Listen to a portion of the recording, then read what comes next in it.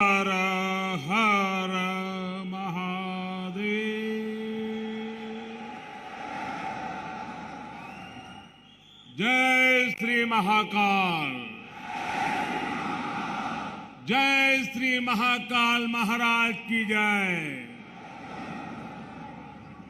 महाकाल महादेव, महाकाल महाप्रभु, महाकाल महारुद्र, महाकाल नमोस्तुते। उज्जैन की पवित्र पुण्य भूमि पर इस अविस्मरणीय कार्यक्रम में उपस्थित देश भर से आए सभी चरण वंद्य संतगण,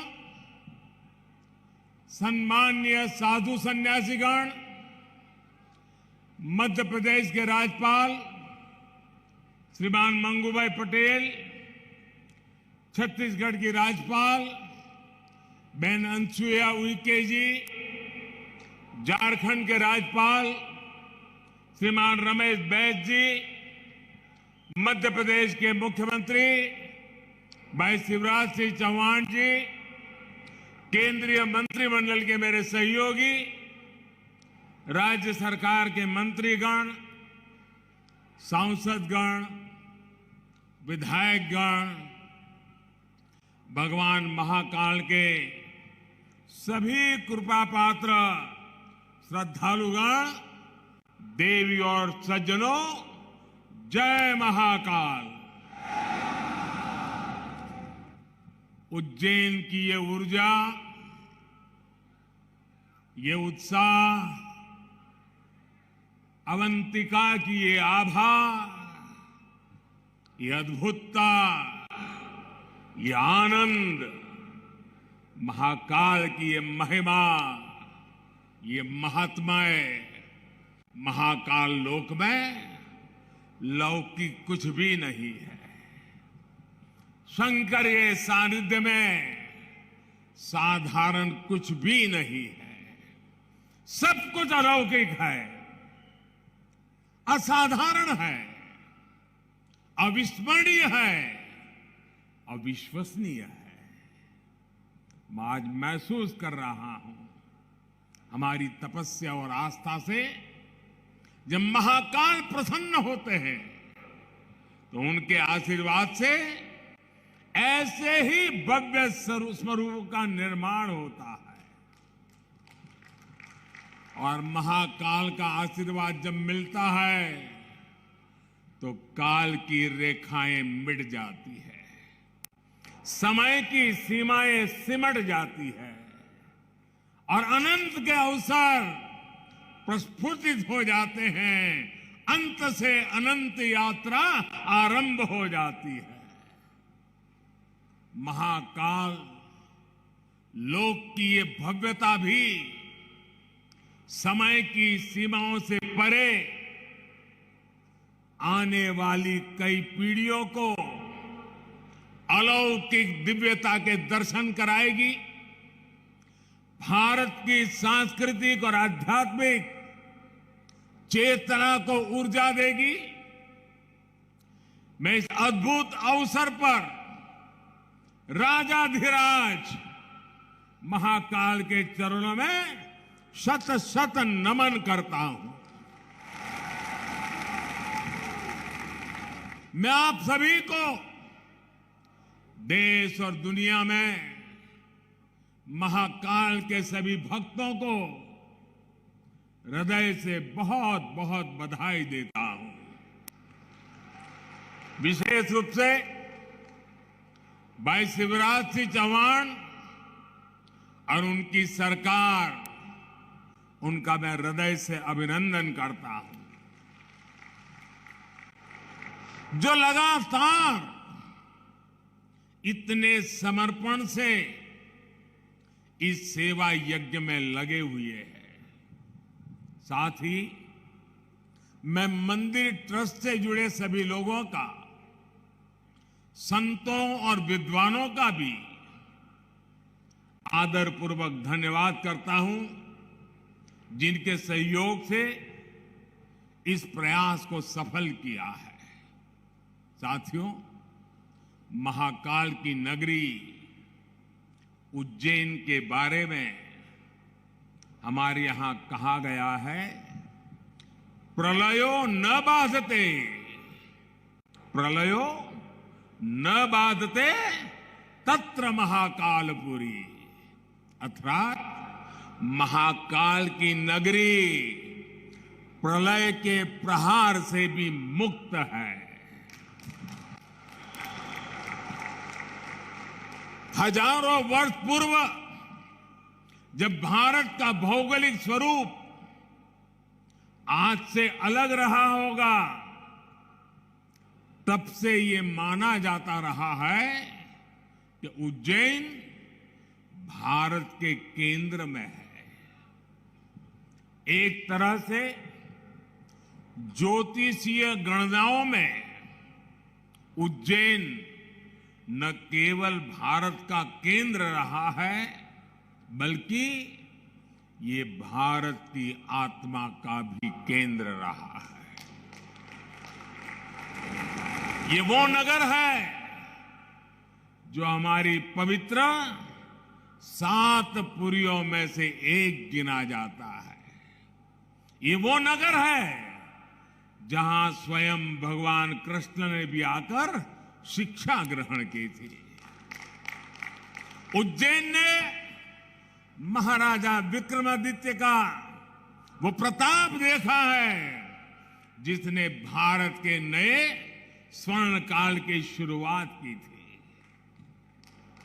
महाकाल की इस धरती से विक्रम संवत के रूप में भारतीय काल गणना का एक नया अध्याय शुरू हुआ था। उज्जैन के क्षण क्षण में, पल पल में इतिहास सिमटा हुआ है। कण कण में आध्यात्म समाया हुआ है और कोने कोने में ईश्वरीय ऊर्जा संचारित हो रही है।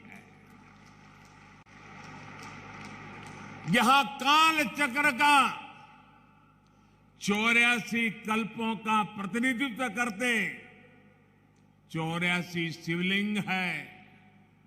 यहां 4 महावीर है, 6 विनायक है, 8 भैरव है, 8 मातृकाएं हैं, 9 ग्रह है, 10 विष्णु है, 11 रुद्र है, 12 आदित्य है, 24 देवियां है और 88 तीर्थ है।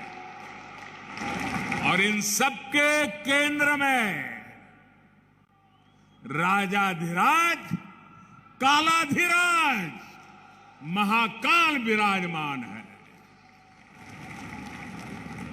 यानी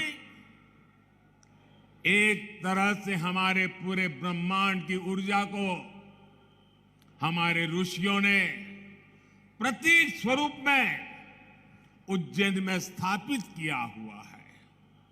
इसलिए उज्जैन ने हजारों वर्षों तक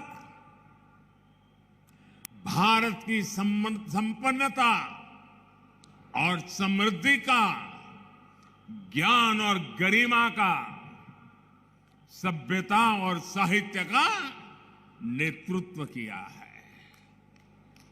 इस नागरी का वास्तु कैसा था, वैभव कैसा था, शिल्प कैसा था, सौंदर्य कैसा था, इसके दर्शन हमें महाकवि कालिदास के मेघदूतम में होते हैं।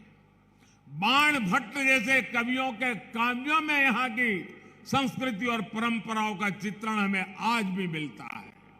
यही नहीं, मध्यकाल के लेखकों ने भी यहाँ के स्थापत्य और वास्तुकला का गुणगान किया है।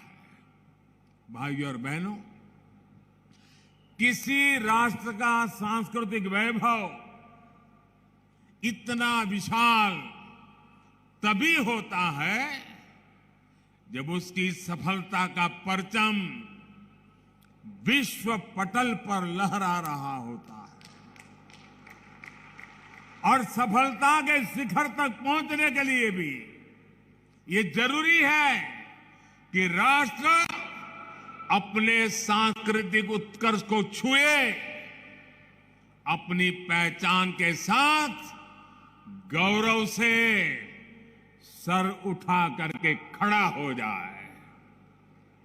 इसलिए आजादी के अमृत काल में भारत ने गुलामी की मानसिकता से मुक्ति और अपनी विरासत पर गर्व जैसे पंच प्राण का आह्वान किया है। इसलिए आज अयोध्या में भव्य राम मंदिर का निर्माण पूरी गति से हो रहा है। काशी में विश्वनाथ धाम भारत की सांस्कृतिक राजनीति का गौरव, राजधानी का गौरव बढ़ा रहा है। सोमनाथ में विकास के कार्य नए कीर्तिमान स्थापित कर रहे हैं। उत्तराखंड में बाबा केदार के आशीर्वाद से केदारनाथ, बद्रीनाथ तीर्थ क्षेत्र में विकास के नए अध्याय लिखे जा रहे हैं। आजादी के बाद पहली बार 4 धाम प्रोजेक्ट के जरिए हमारे चारों धाम ऑल वेदर रोड से जुड़ने जा रहे हैं। इतना ही नहीं, आजादी के बाद पहली बार करतारपुर साहिब कॉरिडोर खुला है, हेमकुंड साहिब रोपवे से जुड़ने जा रहा है। इसी तरह स्वदेश दर्शन और प्रसाद योजना से देश भर में हमारी आध्यात्मिक चेतना के ऐसे कितने ही केंद्रों का गौरव पुनः स्थापित हो रहा है। और अब इसी कड़ी में ये भव्य, अति भव्य महाकाल लोक भी अतीत के गौरव के साथ भविष्य के स्वागत के लिए तैयार हो चुका है। आज जब हम उत्तर से दक्षिण तक, पूरब से पश्चिम तक अपने प्राचीन मंदिरों को देखते हैं तो उनकी विशालता, उनका वास्तु हमें आश्चर्य से भर देता है। कोणार्क का सूर्य मंदिर हो या महाराष्ट्र में एलोरा का कैलाश मंदिर, ये विश्व में किसी विस्मित नहीं कर देते। कोणार्क सूर्य मंदिर की तरह ही गुजरात का मोढेरा सूर्य मंदिर भी है, जहां सूर्य की प्रथम किरणें सीधे गर्भगृह तक प्रवेश करती है। इसी तरह तमिलनाडु के तंजौर में राजा राजचोल द्वारा बनाया गया ब्रह्मदेवेश्वर मंदिर है। कांचीपुरम में वरदराजा पेरुमल मंदिर है। रामेश्वरम में रामनाथ स्वामी मंदिर है। बेलूर का चन्नकेशवा मंदिर है। मदुराई का मीनाक्षी मंदिर है। तेलंगाना का रामप्पा मंदिर है। श्रीनगर में शंकराचार्य मंदिर है। ऐसे कितने ही मंदिर हैं। वो बेजोड़ है, कल्पनातीत है, न भूतो न भविष्यति के जीवंत उदाहरण है। जब हम इन्हें देखते हैं तब सोचने को मजबूर हो जाते हैं, उस दौर में, उस युग में किस तकनीक से इन निर्माण हुए होंगे। हमारे सारे प्रश्नों के उत्तर हमें भले ही न मिलते हो, लेकिन इन मंदिरों के आध्यात्मिक सांस्कृतिक संदेश हमें उतनी ही स्पष्टता से आज भी सुनाई देते हैं। जब पीढ़ियां इस विरासत को देखती हैं, उसके संदेशों को सुनती हैं, तो एक सभ्यता के रूप में ये हमारी निरंतरता और अमरता का जरिया बन जाता है। महाकाल लोक में ये परंपरा उतने ही प्रभावी ढंग से कला और शिल्प के द्वारा उकेरी गई है। ये पूरा मंदिर प्रांगण शिव पुराण की कथाओं के आधार पर तैयार किया गया है। आप यहां आएंगे तो महाकाल के दर्शन के साथ ही आपको महाकाल की महिमा और महत्व के भी दर्शन होंगे।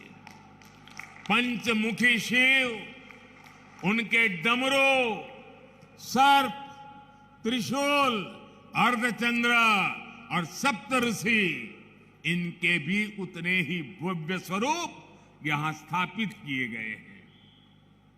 ये वास्तु, इसमें ज्ञान का ये समावेश, ये महाकाल लोक को उसके प्राचीन गौरव से जोड़ देता है, उसकी सार्थकता को और भी बढ़ा देता है।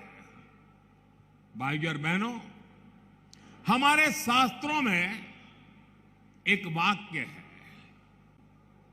शिवम ज्ञानम, शिवम ज्ञानम। इसका अर्थ है शिव ही ज्ञान है और ज्ञान ही शिव है। शिव के दर्शन में ही ब्रह्मांड का सर्वोच्च दर्शन है और दर्शन ही शिव का दर्शन है। इसलिए मैं मानता हूं हमारे ज्योतिर्लिंगों का ये विकास भारत की आध्यात्मिक ज्योति का विकास है, भारत के ज्ञान और दर्शन का विकास है। भारत का ये सांस्कृतिक दर्शन एक बार फिर शिखर पर पहुंचकर विश्व के मार्गदर्शन के लिए तैयार हो रहा है। साथियों, भगवान महाकाल एकमात्र ऐसे ज्योतिर्लिंग है जो दक्षिण मुखी है। ये शिव के ऐसे स्वरूप है जिसकी भस्म आरती पूरे विश्व में प्रसिद्ध है। हर भक्त अपने जीवन में भस्म आरती के दर्शन जरूर करना चाहता है। भस्म आरती का धार्मिक महत्व यहां उपस्थित आप सब संतगण ज्यादा गहराई से पता पाएंगे, लेकिन मैं इस परंपरा में हमें भारत की जीवटता और जीवंतता के दर्शन भी करता हूं। मैं इसमें भारत के अपराजेय अस्तित्व को भी देखता हूं, क्योंकि जो शिव सोयम भूति विभूषण, सोयम भूति विभूषण, अर्थात भस्म को धारण करने वाले हैं, वो सर्वाधिपः सर्वदा भी है, अर्थात वो अनस्व और अविनाशी भी है। इसलिए जहां महाकाल है वहां कालखंडों की सीमाएं नहीं है। महाकाल की शरण में विश्व में भी स्पंदन होता है। महाकाल के सानिध्य में अवसान से भी पुनर्जीवन होता है, अंत से भी अनंत की यात्रा आरंभ होती है। यही हमारी सभ्यता का वो आध्यात्मिक आत्मविश्वास है जिसके सामर्थ्य से भारत हजारों वर्षों से अमर बना हुआ है, अजरा अमर बना हुआ है। अब तक हमारी आस्था के केंद्र जागृत है, भारत की चेतना जागृत है, भारत की आत्मा जागृत है। अतीत में हमने देखा है प्रयास हुए, परिस्थितियां पलटी, सत्ताएं बदली, भारत का शोषण भी हुआ, आजादी भी गई।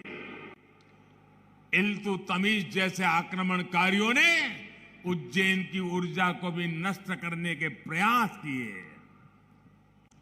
लेकिन हमारे ऋषियों ने कहा है, चंद्रशेखरम आश्रय, चंद्रशेखरम आश्रय मम किम करिष्यति व्ययम। अर्थात महाकाल शिव की शरण में, अरे मृत्यु भी हमारा क्या कर लेगा। और इसलिए भारत अपनी आस्था के इन प्रामाणिक केंद्रों की ऊर्जा से फिर पुनर्जीवित हो उठा, फिर उठ खड़ा हुआ। हमने फिर अपने अमरत्व की वैसी ही विश्वव्यापी घोषणा कर दी। भारत ने फिर महाकाल के आशीष से काल के कपाल पर कालातीत अस्तित्व का शिलालेख लिख दिया। आज एक बार फिर आजादी के इस अमृत काल में अमर अवंतिका भारत के सांस्कृतिक अमरत्व की घोषणा कर रही है। उज्जैन जो हजारों वर्षों से भारतीय काल गणना का केंद्र बिंदु रहा है, वो आज एक बार फिर भारत की भव्यता के एक नए कालखंड का उद्घोष कर रहा है। साथियों, भारत के लिए धर्म का अर्थ है हमारे कर्तव्यों का सामूहिक संकल्प।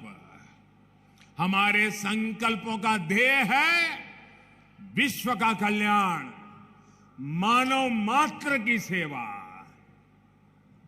हम शिव की आराधना भी कहते हैं, नमामि विश्वस्य हिते रतम एतम, नमामि विश्वस्य हिते रतम तम, नमामि रूपाणी बहूनि दत्ते। अर्थात हम उन विश्वपति भगवान शिव को नमन करते हैं जो अनेक रूपों से पूरे विश्व के हितों में लगे हैं। यही भावना हमेशा भारत के तीर्थों, मंदिरों, मठों और आस्था केंद्रों की भी रही है। यहां महाकाल मंदिर में पूरे देश और दुनिया से लोग आते हैं। सिंहस्थ कुंभ लगता है तो लाखों लोग जुड़ते हैं। अनगिनत विविधताएं भी एक मंत्र, एक संकल्प लेकर एक साथ जुड़ सकती है। इसका इससे बड़ा क्या उदाहरण क्या हो सकता है। और हम जानते हैं, हजारों साल से हमारे कुंभ मेले की परंपरा बहुत ही सामूहिक मंथन के बाद जो अमृत निकलता है, उसे संकल्प लेकर के 12 साल तक उसको क्रियान्वित करने की परंपरा रही थी। फिर 12 साल के बाद जब कुंभ होता था, फिर एक बार अमृत मंथन होता था, फिर संकल्प लिया जाता था, फिर 12 साल के लिए चल पड़ते हैं। पिछले यहां कुंभ के मेले में मुझे आने का सौभाग्य मिला था।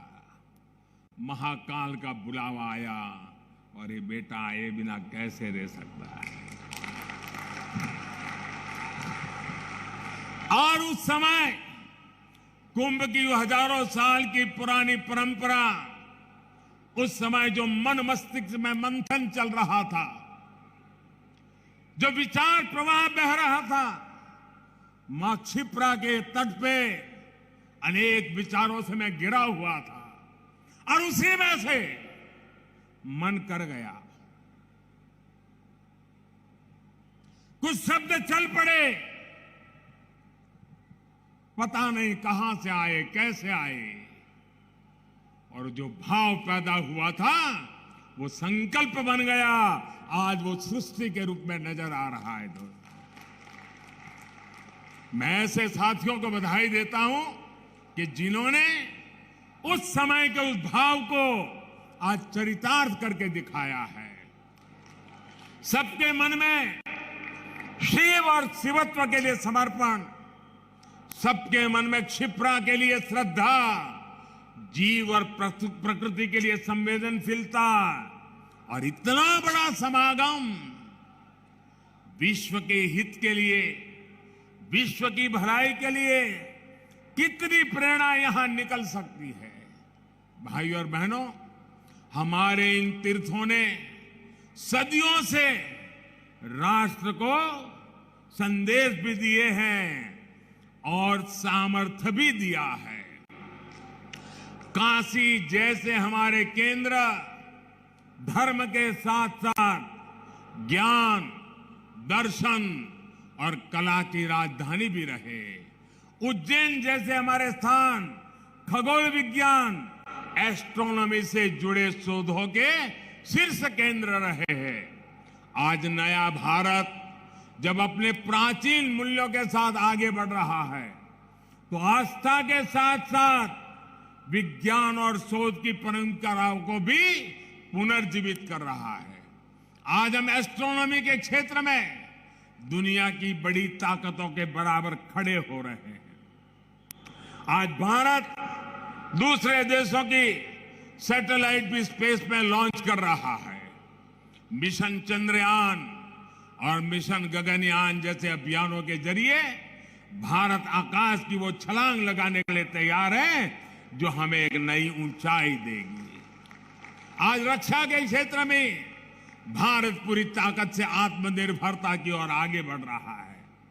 इसी तरह आज हमारे युवा स्किल हो, स्पोर्ट्स हो, स्पोर्ट्स में भी स्टार्टअप, एक एक चीज नई, नए स्टार्टअप के साथ, नए यूनिकॉर्न के साथ हर क्षेत्र में भारत की प्रतिभा का डंका बजा रहे हैं। और भाइयों बहनों, हमें भी याद रखना है, ये न भूले, जहां इनोवेशन है वहीं पर रिनोवेशन भी है। हमने गुलामी के कालखंड में जो खोया, आज भारत उसे रिनोवेट कर रहा है। अपने गौरव की, अपने वैभव की पुनर्स्थापना हो रही है। और इसका लाभ सिर्फ भारत के लोगों को नहीं, विश्वास रखिए साथियों, महाकाल के चरणों में बैठे हैं, विश्वास से भर जाइए। और मैं विश्वास से कहता हूं, इसका लाभ पूरे विश्व को मिलेगा, पूरी मानवता को मिलेगा। महाकाल के आशीर्वाद से भारत की भव्यता पूरे विश्व के विकास के लिए नई संभावनाओं को जन्म देगी। भारत की दिव्यता पूरे विश्व के लिए शांति के मार्ग प्रशस्त करेगी। इसी विश्वास के साथ भगवान महाकाल के चरणों में मैं एक बार फिर सर झुका करके प्रणाम करता हूं। मेरे साथ पूरे भक्ति भाव से बोलिए, जय महाकाल, जय जय महाकाल, जय जय महाकाल, जय जय महाकाल, जय जय महाकाल, जय जय महाकाल, जय जय महाकाल, जय जय महाकाल।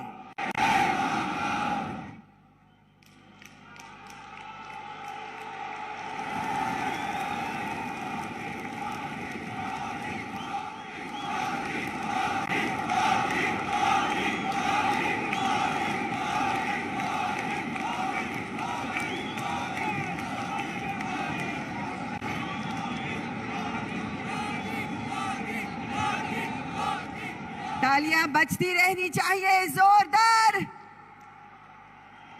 भारत के माननीय प्रधानमंत्री श्री नरेंद्र मोदी जी आज कार्तिक मेला मैदान में उन्होंने हम सबको संबोधित किया। भारत के हृदय प्रदेश में पधारे, हम सब के हृदय में विराजमान, हम सब के प्रेरणा स्रोत हमारे प्रधानमंत्री श्री नरेंद्र मोदी जी। जोरदार